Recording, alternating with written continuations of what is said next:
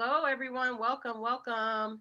Thank you for joining us. We'll allow the attendees a couple more minutes to fill in. Thank you for being here. We definitely appreciate it.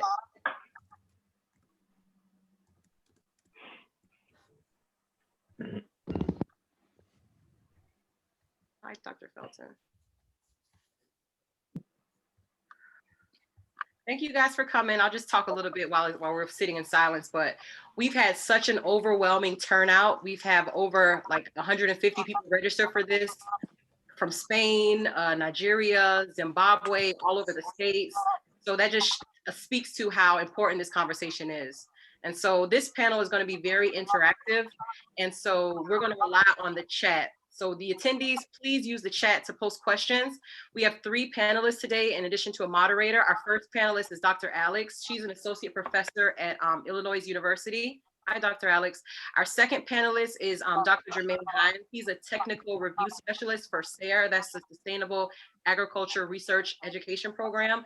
And I'm the third panelist, Dr. Megan Wilkerson. I am the chief of the pesticides branch at the Department of Energy and Environment. And so today we're going to be talking about that pivotal transition from graduate school into your careers. And we have very different perspectives here, people from academia, industry, a combination of the two.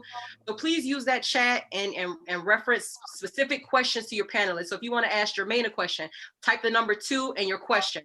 And while we're doing our introductions, just please flood the chat. This is going to be a very open conversation.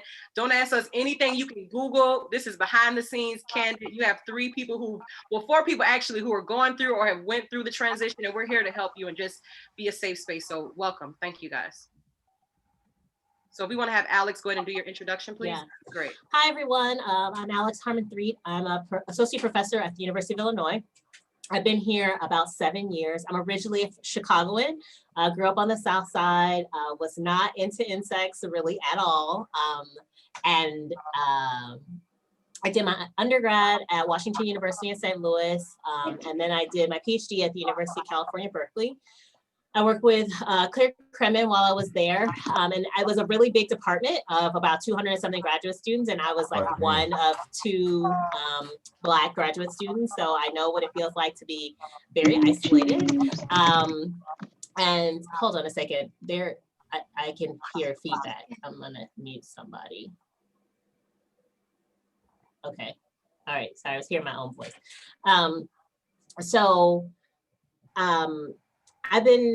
After I finished my graduate education at the University of California, I went back to WashU as an NSF postdoc. I was there for 2 years, and then I was hired by the University of Illinois. I will say that I was a diversity hire. The University of Illinois has a specific program to try and bring in faculty of color.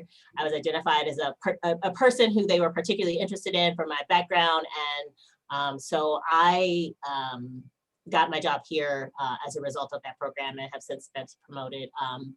And I want to mention that because I think that people feel some kind of way about being a diversity hire. I don't feel any kind of a way about it. I'll tell you why, because I know plenty of white people who have gotten, or people who have gotten things that they are not qualified for, including the presidency. So, we're not gonna, I'm not gonna feel any kind of way about it. I proved myself. I earned my promotion.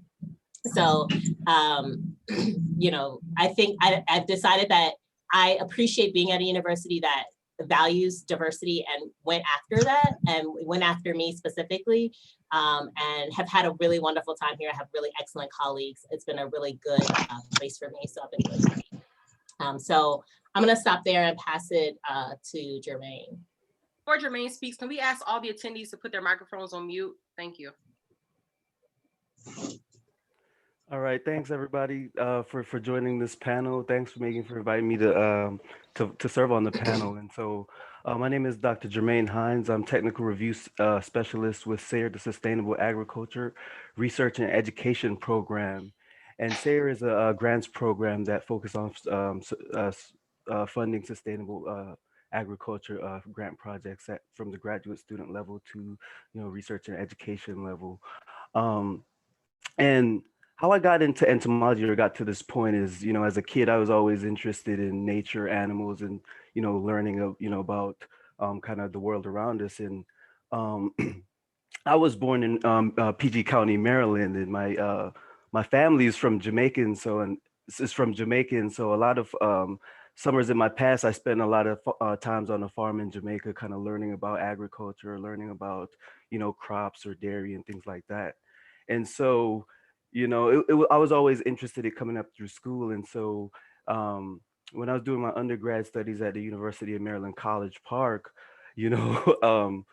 I decided to go into entomology completely on accident. When I was in my junior year, my advisor, he said, "Hey, Jermaine, you're a pretty bright student. Have you thought of graduate school?" And I said to this man, "What's that?"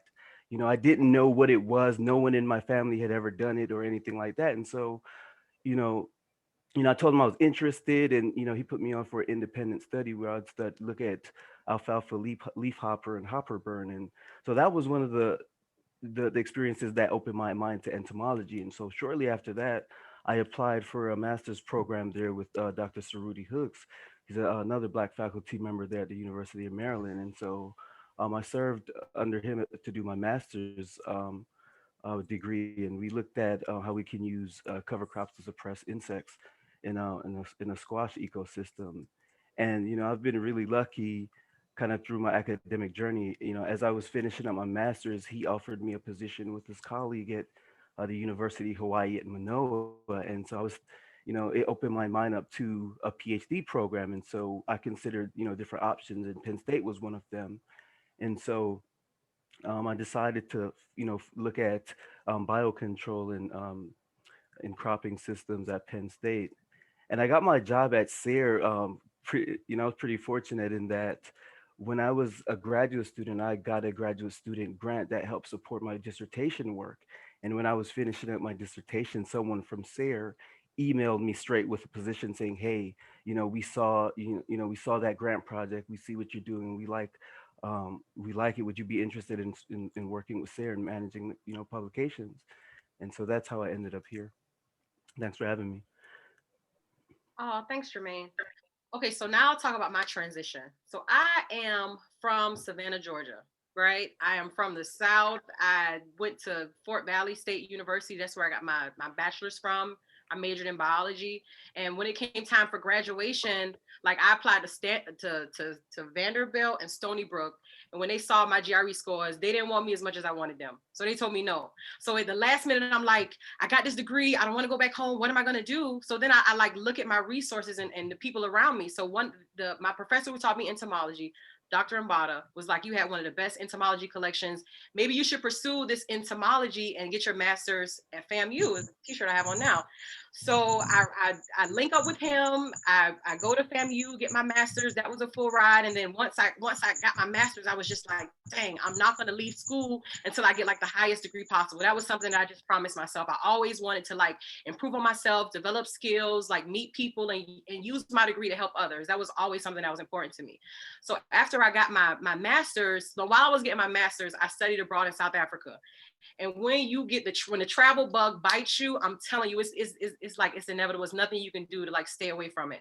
So I went to South Africa and I found out, man, I got this master's in entomology. I have this love of international agriculture. There must be a program that will combine those two interests. So Penn State was one of the only universities that offers a dual title doctorate. So you can get two doctorates in one. So I have a doctorate in entomology and a doctorate in international agriculture and development. And how I got into that program was I joined an organization, the Entomological Society of America. And then when I joined the organization, I saw they had a meeting coming up. Before I go to the meeting, I'm like looking at all the Penn State faculty members, downloading their research. I literally stalked the department head. I stalked faculty members. I learned about their research. And talking to him, he brought so many programs to my attention that I didn't even know about. They have a recruitment week and they spent a summer like looking at bugs. So I applied to the program, and that's how I got into graduate school, meeting people, making connections. And eventually when it came time for me to get a career, like I'll discuss that transition a little bit later if we don't have any questions up. But okay. Wow, we do have some people chatting in the chat room. Okay, so and to use the chat like to the most effective way, type in the panelist's name you want to address the question to. If you want to just address it broadly, don't put a number. But if you want to address it to Alex, put number 1, then your question. Jermaine, put number 2, then your question. And for me, put number 3, then your question. But when it came time to graduating, I made the pivotal mistake of waiting till my last year to apply for jobs.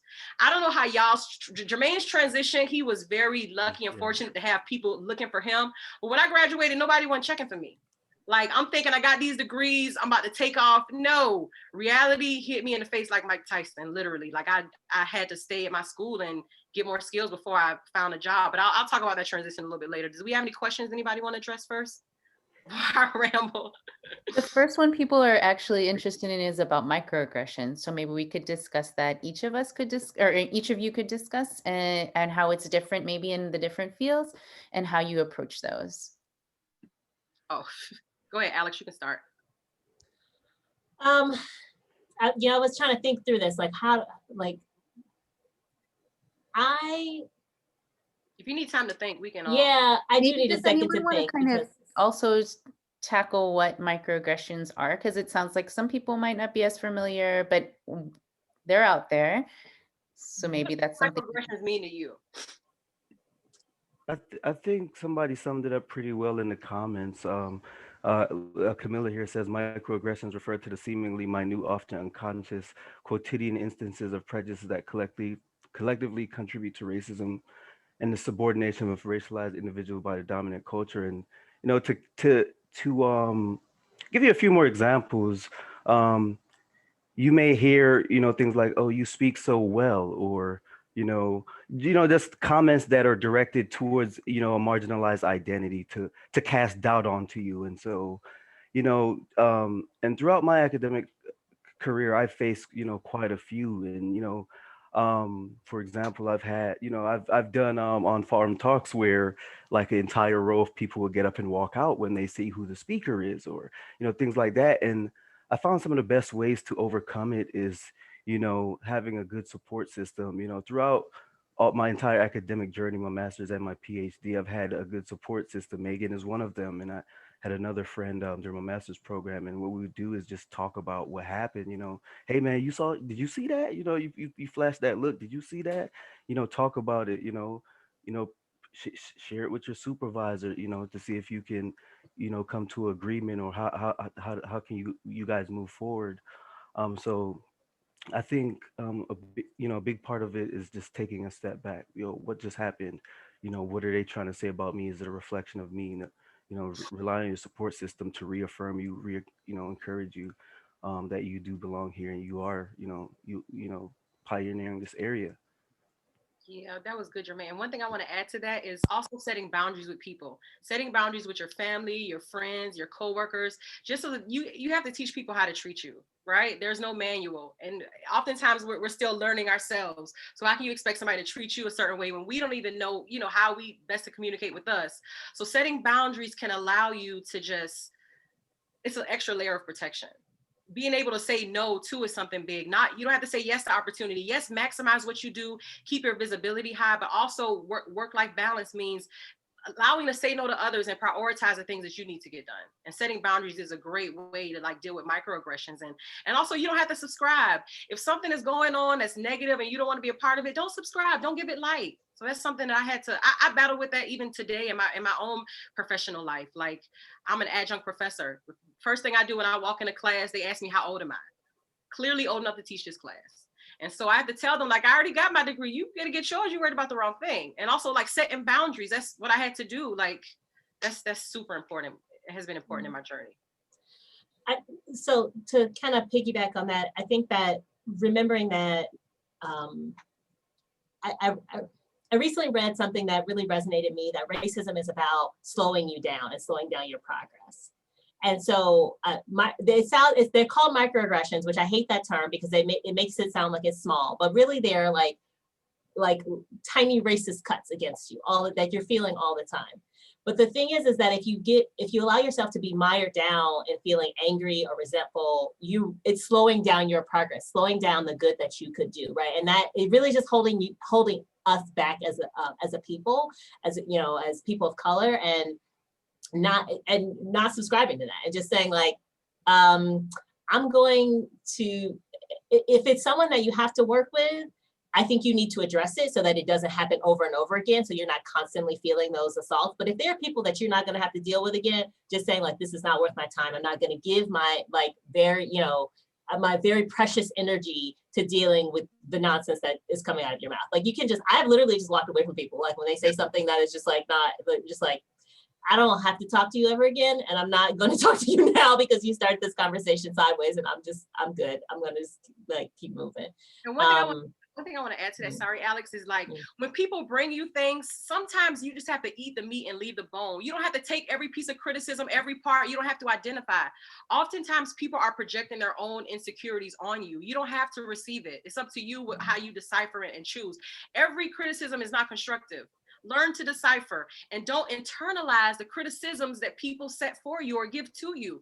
Like I remember like being in class one day and I was like literally in tears from a professor who like challenged me in front of the class and mistreated me in front of the class. And my colleagues said nothing in the class, which I can't expect them to step up. But after class, everybody was like, you know, we got your back. But it really takes a village. And if I had everybody's name who helped me on my degree, it would literally look like a CVS receipt. It would go on for miles. Like it takes a village. Build your network. Okay.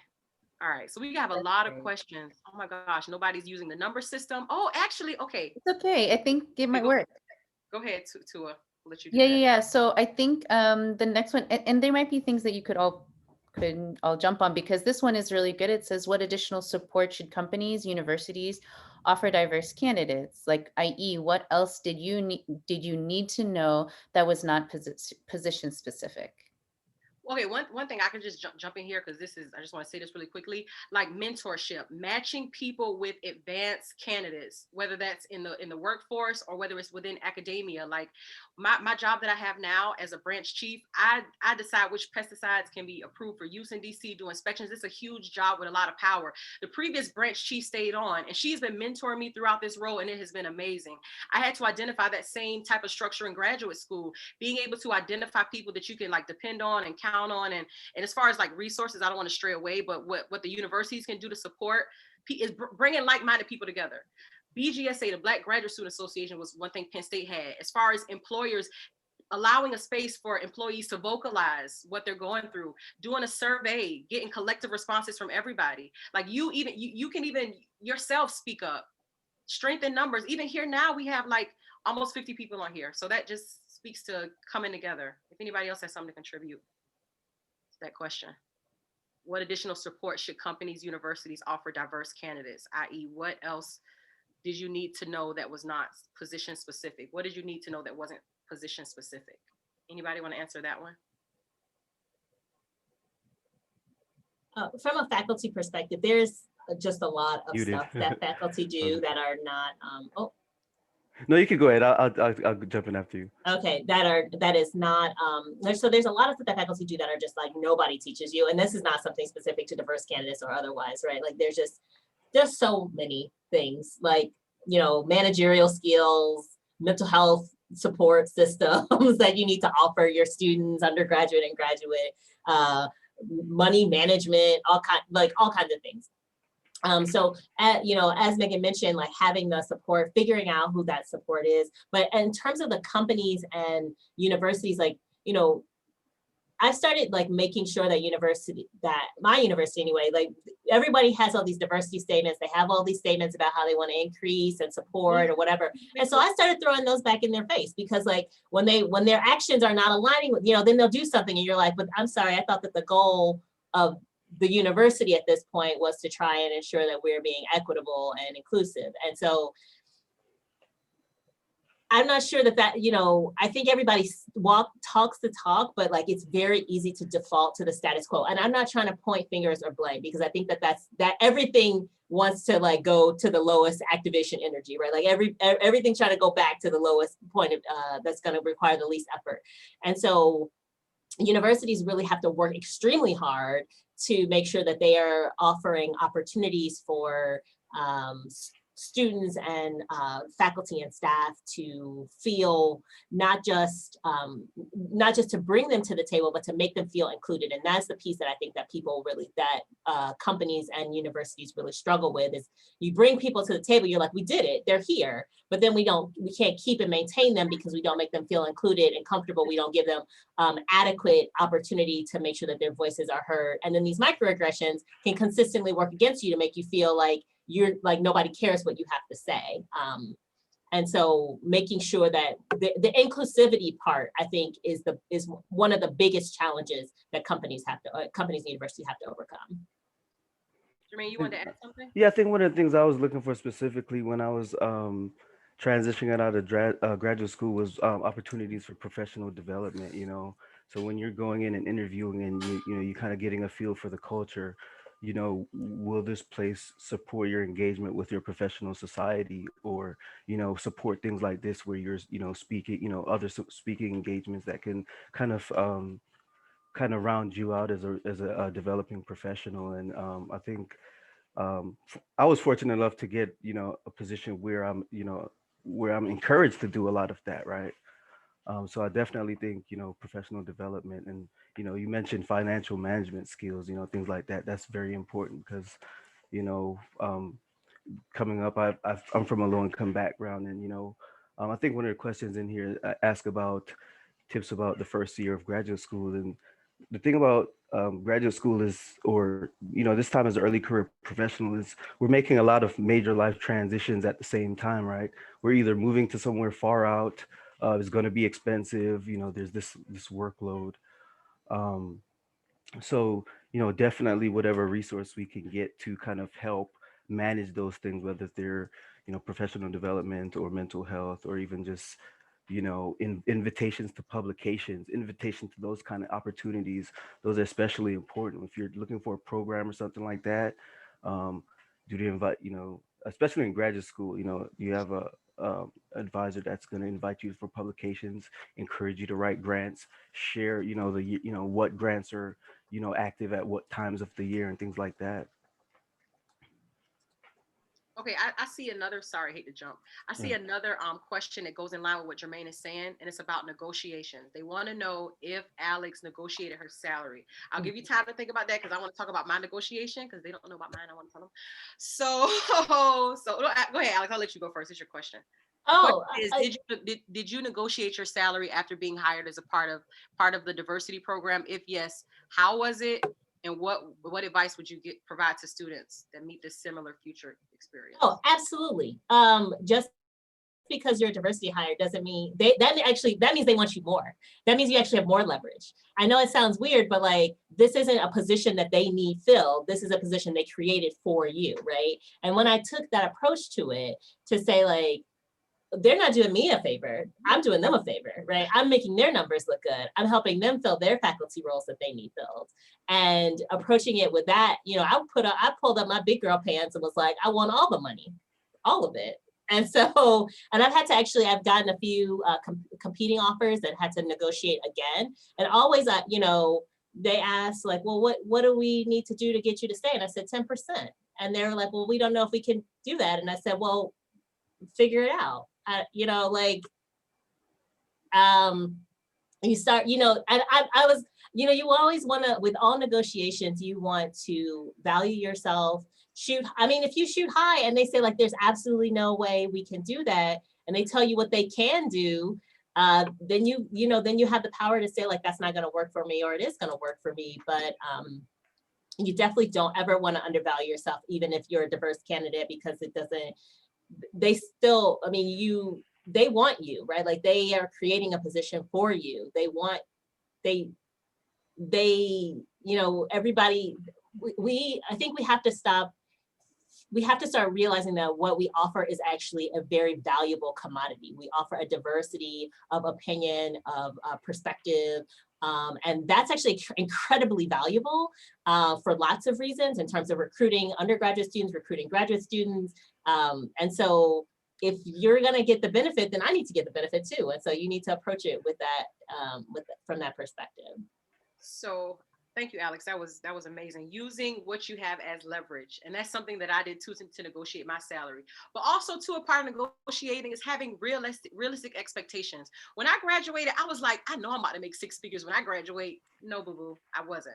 So when I first graduated, having realistic expectations helps you as well too, and also like when it came time for me to like look for jobs, that was a continuous thing. I was looking for jobs every day. I was making myself marketable every day. Somebody asked about what skills are marketable. Whatever position you want to have, find that person on LinkedIn. What skills do they have? What certifications do they have? Go on Indeed, look at the job descriptions. What are they requiring you to have? That's a great place to start.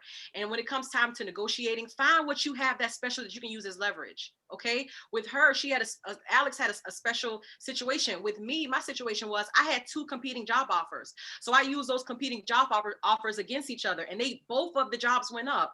I had a job offer for like a government job and a job offer for a federal government job, and I ended up going with the federal government job. I was working at Architect of the Capitol, and now I left the federal government. Now I work for DC government. So it's all about finding what skills you have that are the most marketable and using those as leverage. If you degrees, experiences, certifications, and also stand up on the latest stuff by coming to talks like this and talking to your people. Or even valuing the skills you're developing as graduate students, right? A lot of project management, problem solving, data analysis and things like that. And then if you're in graduate school, you're probably engaging in extension and things like that, where you're doing talks here and there. There you're practicing communication. Doing presentations. Those are skills you're doing. And so, when I applied to SARE, they were very interested to see that I have a lot of extension experience. So I, giving talks to local farm field days, or um, doing extensions for high school age students. And so during I think my final year of my dissertation at Penn State, I served for the Upward Bound Trio program. I got to introduce a suite of, I think they were middle school kids towards entomology. So I designed the entomology course and actually had them, go out and kind of do like a little mini collection and things like that. And so, Sarah was excited to see that I had kind of that breadth of experience to translate, more complex research into, language for, everyone, to make it more accessible for everyone. So, these are skills that you're honing, in your graduate, or even as an early career professional. You're always doing it, and you can market it and say, hey, I have these. And my negotiations for my salary was um fairly straightforward because I got a terminal degree, and they were just like, we're just gonna give you the cap. So that's that. And so I don't really have any much advice for that. Yeah. So there was a follow-up question in the chat about knowing how much, like, and, Megan brought this up, like thinking you're going to make so much money, like how do you set what the realistic range is? And that's really about asking your peers. So, to try and get people who come before you that've gotten positions similar to the position that you're applying for, you're looking for, so you have some idea of what the range is. Very often, recently, I've noticed a lot of kind of publicly available databases or Google Sheets documents that people actually will say what salary they're paid, and that actually really helps with transparency to kind of have a better idea of, like, for a postdoctoral position or a faculty position, like how much money is it could be expected. And in the meantime, but before you even get to negotiating, the money that you do have, practicing being financially independent, practicing working well with your money. I just literally found out, like, the money from my 401k, I didn't even know where it went. I didn't even know what the 401k does. Like, being knowledgeable on where your money is going, investing your money, right? Being able to, like, cut off habits and things that don't serve you before you buy something. Do I want it or do I need it? So if you start being financially responsible with your money now, I promise you'll thank me later. So that also helps too, because if you have a mature mindset on how you're managing your money, then you'll know what you can and will not take when it comes time for negotiating. But also do field comparisons. Most salaries are listed. I know DC government, all of our salaries are public knowledge. There was another question in the chat. Alex was able to answer about funding and things. The last thing someone had just mentioned was thanking you all kind of for using the perspective that diversity is like an asset, a commodity, rather than feeling like not putting that down because somebody might use it against you. Um, Someone wants to know what it was like at Penn State, asking Jermaine and I. It's not nothing in the particular. I guess they want us just to discuss our journey in just to see graduate school at maybe, Penn yeah. State, a little bit about your experience. Jermaine, you want to start? Yeah. Okay.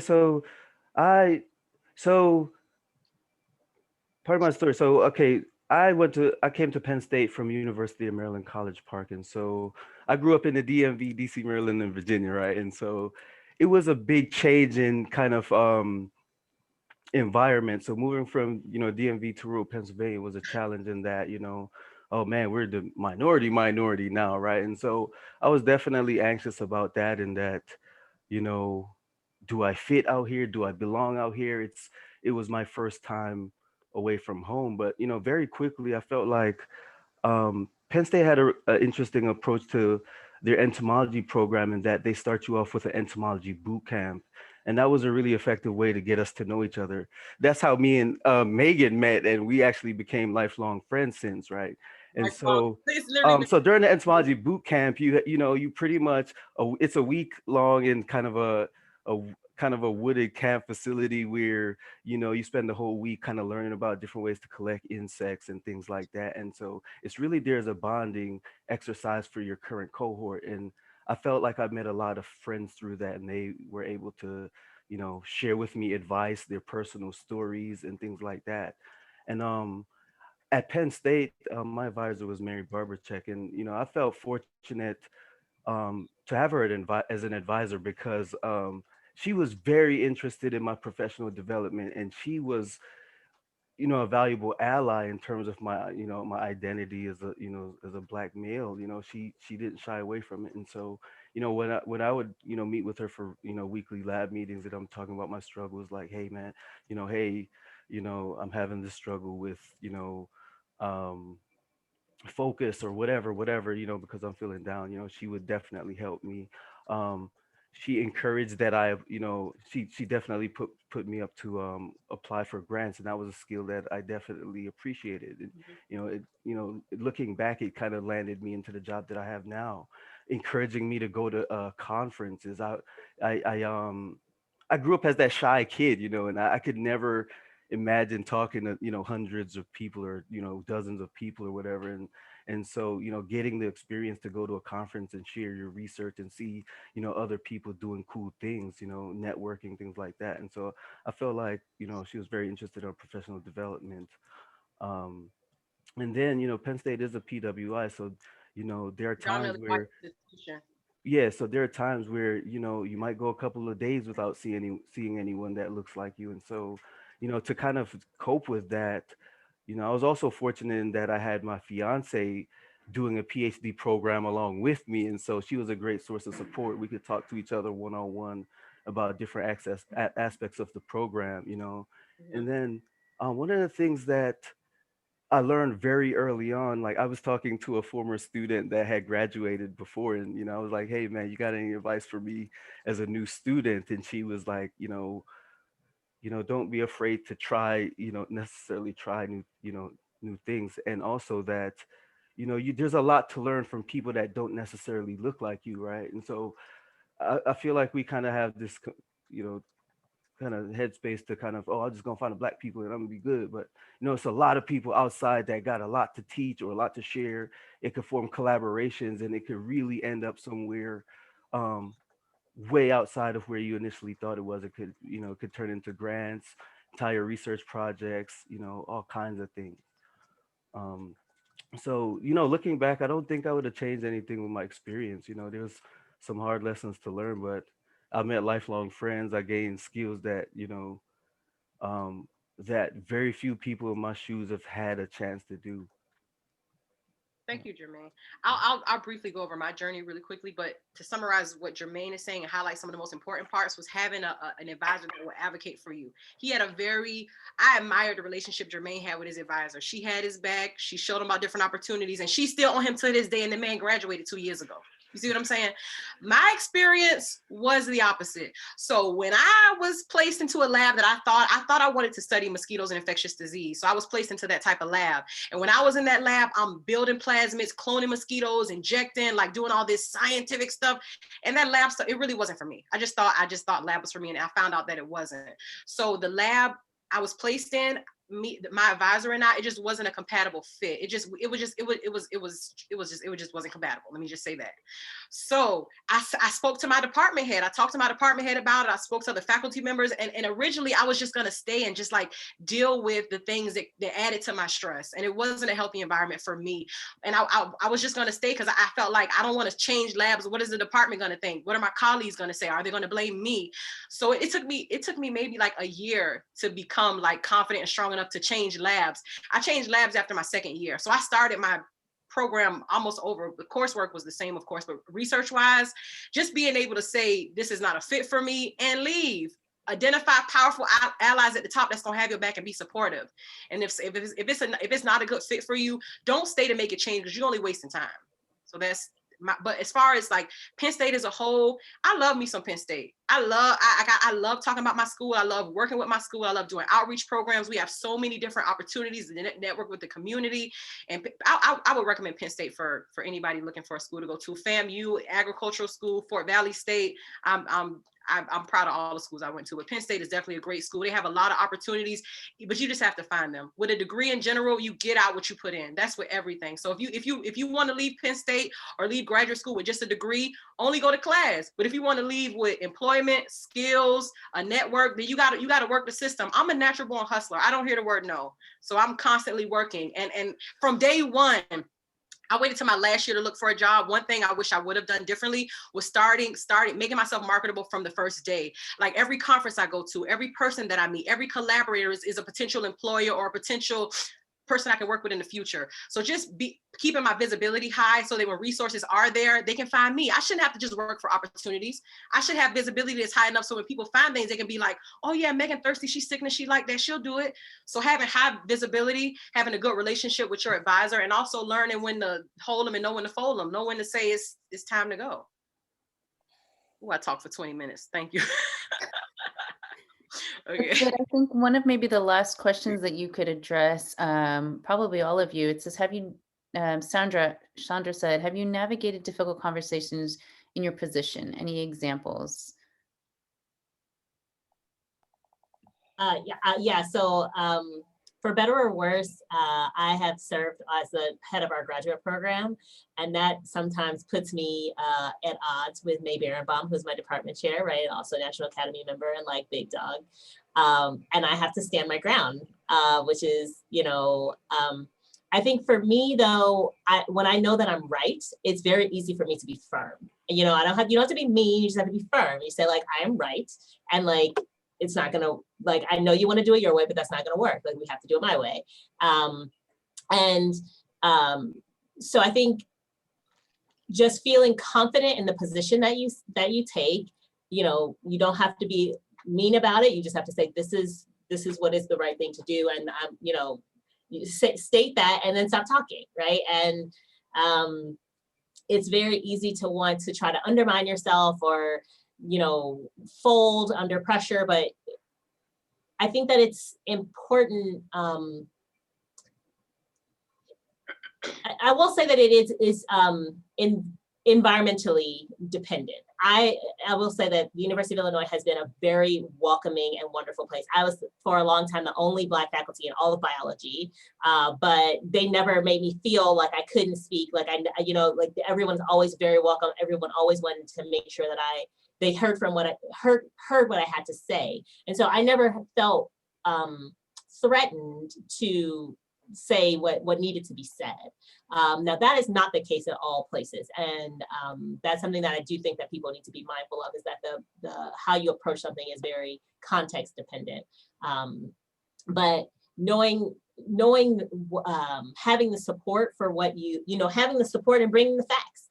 I recently jumped into a meeting because I was very angry with the dean, and I just was like, listen, y'all keep saying this is the, but here are the actual numbers on diversity. Here is the actual, like, everyone wants to say we're doing so great. Here are the numbers. This number has not moved in a decade. So like, don't talk to me about how great we're doing. Like, we're doing terribly. Thank you, goodbye.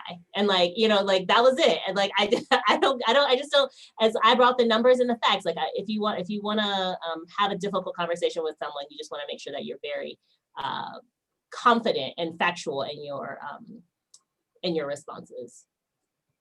Jermaine, do you want to add something? Because I definitely want to add something to that. Yeah, I can't say that in my new position I've had any difficult conversations to navigate, but I think the way I think I would approach it is by starting with that support system again, right? If it's something you're nervous about, talk to some trusted friends, maybe, toss them an outline or agenda of some, non-negotiables, negotiables, or, positions you're willing to change on, or, where you're willing to give or concede, and kind of, meet with the person and treat it like a conversation. I think a lot of times, one of the things that, a lot of times we kind of conflate these meetings in our head as, more than it's going to be. And I try to ground myself by reminding that it's people and it's a conversation. And so, have that conversation. And then after it, reflect by, looking at your list or agenda. Did I, articulate what I wanted to, what did I learn from this interaction? And you could kind of, it's an iterative process, right? It's give and take on both sides. So thank you, Jermaine. So I think that's what I would have to offer. My last bit on navigating difficult conversations, the most difficult conversation that I have on a daily basis is the one in my head. Like, if you can overcome your own like insecurities, confidence, self-advocacy, that's the hardest conversation. Like, I dare somebody on my job, like, I'm hired, I'm here. Like, when I first got to Penn State, I was all nervous. People from Cornell, people from Rutgers, and I come from 2 HBCUs, and I'm like, oh, am I enough? But I had to like tell myself, I'm not competing with them. You see what I'm saying? What I got is for me. We're all at the same place now. We're all at the same university. So whatever you did prior to, or whatever credentials you bring, you wasted your time and money because I'm here without them. You see what I'm saying? That's the mentality that I have. So like, the difficult conversations I have are definitely in my head, convincing myself I am enough, convincing myself that I have value to bring to the table, and also setting boundaries to protect the peace that's in my head. And also coming with the facts, like Alex said, if you want to have an impactful conversation, arm yourself with facts. As scientists, we are data-driven individuals. Like, if you go tell me something, back it up. That's beautiful. Thank you all so much. We're kind of getting toward the end where you guys wanted to do a little closings, but maybe you could send us off. The last question, Latasha Tanner had said, what advice would you encourage fellow minority entomologists and career opportunities? Maybe that could send you guys off. And then we can close with, I can direct people to the websites in case they want to continue conversations. All right, Alex, you can start. Yeah, I'll start. So thank you for this last question. So first I'm going to tell you all, I'm not an entomologist. I study bees. I was never trained as an entomologist. Berkeley does not have an entomology program. I am a faculty member in the Department of Entomology, but like, my entomology skills are abysmal.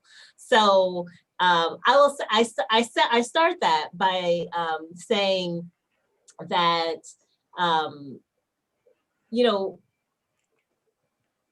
you don't ever want to undercut yourself and undercut where you might fit in. Because like, when somebody was like, oh, we're thinking about you for a position in the Department of Entomology, I was like, I'm not an entomologist, right? And mostly because like, physiology, I really don't know anything. Like, I can tell you so much about bees, but I don't know anything about any other insects. And my students make fun of me all the time.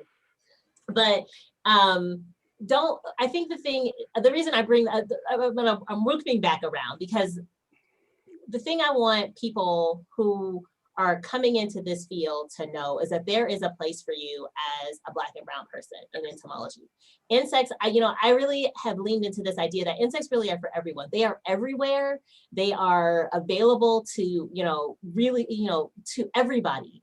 And they make such they're so impactful on our environment. And I hope that people can find themselves to feel supported and encouraged in the field of entomology, because I think that there is a place for all of us.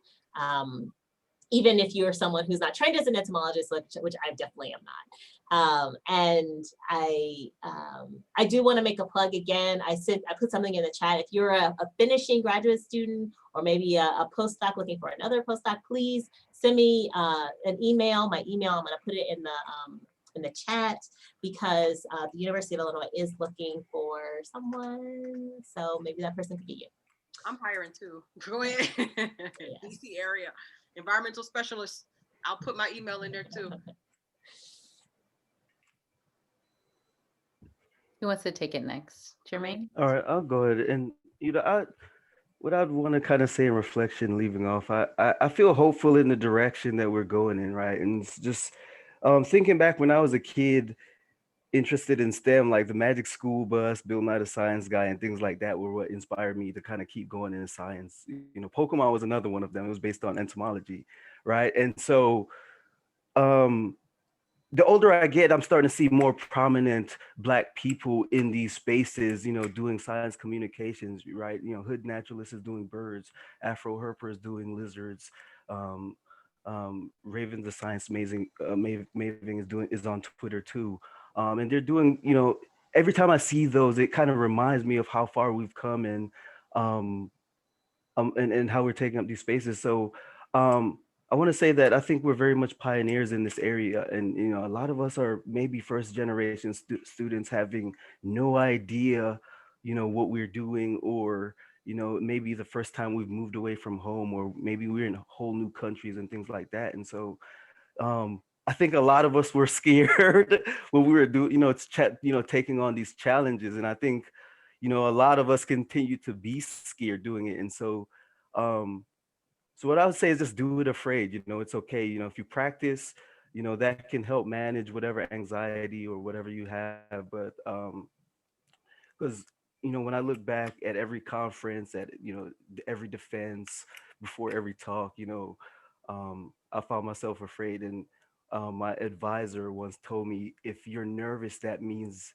it only means that you care. And that was a really powerful thing he said to me. So every time I'm nervous before one of these type of things, I just remember that I care, you know, and I deserve to be here. And you know, the fact that I'm keep getting these opportunities to talk about, you know, career transition and things like that is a sign that, you know, I am on the right path. And so um you know, as far as people interested in entomology, or you know, going out that path, keep going, you know. um yeah. Was it my turn? Mhm. Thank you, Jermaine. That was great. I want to thank everybody for coming here. These are our last little bit of closing notes. We'll leave our email addresses in the chat. But in closing, the three P's I want to leave you with to be prepared in order to be ready for graduate school and life in general. The first P is prioritizing your peace, right? If you need counseling, if you need a support system, whatever, your mind is your compass. So if you have like insecurities, doubt, not being able to advocate for yourself, making sure you're in a healthy mental space, right? So that's peace. Prioritizing your peace is the first P. The second P is being prepared, right? Like learn, what opportunities do you want? What type of life do you want to live? What type of skills do you want? And also once you meet the right people, which is the third P, if you meet the right people, you have to be prepared, knowing about their background, knowing about their research. And also when you meet people, bring something to the table, right? Everybody needs something, but when you finally approach people, what can you offer them?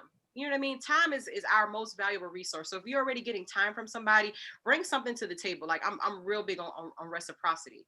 And so when you're building your network and your people, surround yourself with people that fit your future, right? Because you want to go in a certain direction. You don't want to go back. There's nothing wrong with having Tay Tay and Brianna, your homegirls from back in the day, but you're not trying to stay there. You elevating, and you're moving forward. So build your circle with people who fit your future.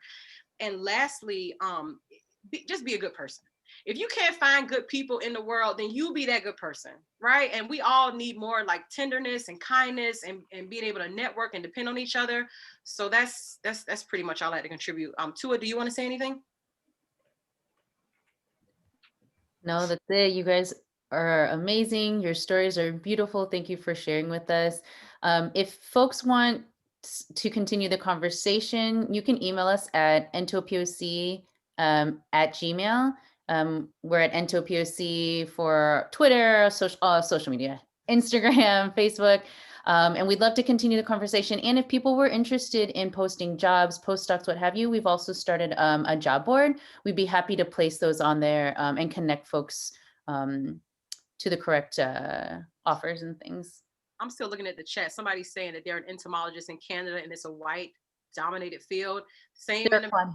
same in the it's white male dominant. It's the same here. Does anybody know a Black aquatic entomologist that I can reach out to? Yeah, I See, just mentioned to them that if they want to email us, perfect. Jessica's Yeah. like Jessica's Canadian and she works on Oh, they're not Odin. a- So ah, It's there she is. me. It's me. Jessica, Come back, come back. I'm just listening. Hi, I'm here. I study dragonflies. At least they're in the water. okay, thanks, Jessica, for checking in We'd with be us. happy to connect you. Yeah, so once again, we want to thank everybody. And one last bit of advice I want to leave you with: how you start your day. So in the morning, my routine to start my day, I made a playlist of all these positive songs that like keep me motivated if I'm feeling down, relying on music. And so like if you think you get a high off drugs or sex or alcohol, healing, like the high you get off healing is so powerful and so amazing. So make you a playlist of some feel good songs. And when you wake up in the morning, like don't check your phone, don't check your emails, just do a mental check yourself, do a mental check-in, and just prioritize what you have to do that day. And so I'm gonna leave you with one of my songs that's on my feel good playlist. If anybody doesn't have any questions, I'm just gonna play us out with that. If you guys want to say anything else, no. Oh yeah, so yeah, I think you raise a good point in terms of mental health because that's something that's often overlooked in our culture. Yeah, therapy, mindfulness, meditation it's a great resource to like clear your head or anything before, you start your day, or if you find yourself nervous before that contentious talk or presentation or whatever that you have going on. Kind of build a routine and stick to it. It's one of the things I found really helpful continuing. I do have one, sorry, for folks who are just finishing up. I will tell you, like, you're always going to be nervous about you're not always, but like you often will be put in positions where you will feel nervous, where you will feel underqualified. Like, somebody was like, can you speak in front of the National Academy of Science? And I was like, but like I did it, and I did terribly, actually. It was awful. It was like right after COVID. I was supposed to go to DC and I was like all ready, but then they like at the last minute they got COVIDified and I had to like figure out how to do it. My first talk on Zoom was like to the National Academy of Science, and I was like, right. But it's you will bomb sometimes, and that's okay. It's okay, right? You just have to like dust yourself off and say like, that was not my best. But like, I have worth, I have value, I am good at what I do. And like, I just, today was not my strongest day, but like maybe tomorrow is, and like pull yourself up and be ready to take on the next challenge. And you didn't die. I was nervous to get on Zoom and I only see 4 faces, but when I tell you the bubble guts is real, like I was calling Jermaine since last night. Hey Jermaine, let's talk about this. Like that's normal. Like that change, like being able, like you should feel uncomfortable in your comfort. You should feel uncomfortable, every yeah. single day you in the wrong place. Like it should feel uncomfortable. Yeah. Oh, I thought you were saying something, Jermaine. No, I was just piggybacking off of what you were saying, but yeah, experience. Because I've had some presentations that were dubs, that what I thought were dubs, and people said, people would say, "Hey man, Jermaine, that was a great presentation. I've done presentations for USDA, visiting speaker for universities and things like that," and I'm freaking out, nervous, but feedback has always been positive, and kind of chill with the being so self-critical, because a lot of people think you're dope. When I was coming up and I felt at my lowest, my little cousin and my little brother were very much watching me like, hey man, I like how Jermaine moves. My little brother is there picking up insects from outside every day to come show me what's this. So people notice you. So no need to be too self-critical, and just it's okay to be uncomfortable and keep trying new things. Always try new things. Oh my gosh, and the positive feedback from the chat is like I'm telling you, y'all, this is why we're here. This is why we're doing it. We need this. Especially now with human interaction being so low, like just how we're on this group chat together. Build your own networks, like build your own group chat or your own group or your own village or your own system. Like if the job that you want is not out there, create it. Like AccuWeather, which is on everybody's phone, the app, those are graduates from Penn State. If you see a need, fulfill the need. You don't always have to apply for jobs. And one thing that I wish was deeper instilled within myself and my journey was entrepreneurship. You don't always have to work for somebody. Like, create your own lane, develop your own manual, develop your own technique, like invest in yourself. So that's something that was also really important to me too. Speaking on the entrepreneurial tip, because that's not discussed enough. We always want funding for somebody else's program, or we want to work to fuel somebody else's dream. But it's like, what about yours? That's why I created Savvy Botanist. So that's my little knowledge transfer platform. So if it's not there, build it. Anything else from anybody else? I don't think so. That would be great to continue that conversation with you all. Yeah. Take So us out, lastly, Megan. I'm going to leave you with one of my favorite feel-good songs. This is one of the songs that I play in the morning if I'm feeling down or if I just need motivation. Oh my gosh, I hope you guys love it. Hopefully you guys can stay in touch with us through the chat. Our email addresses are there. Please go to the website, blackandintel.com, and come to the rest of our events. We will have more events in the future, and we just here to just celebrate and fellowship and just spend time together. So if you want to dance, hang out, or whatever for the next few minutes, thank you guys for coming. Thank you. This is my song. This one of the ones. This one of the ones. Bill Withers, Lovely Day. Just don't put a smile on your face. You don't have a face.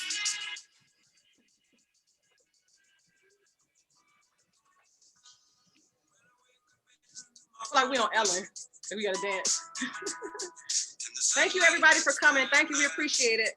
Be good.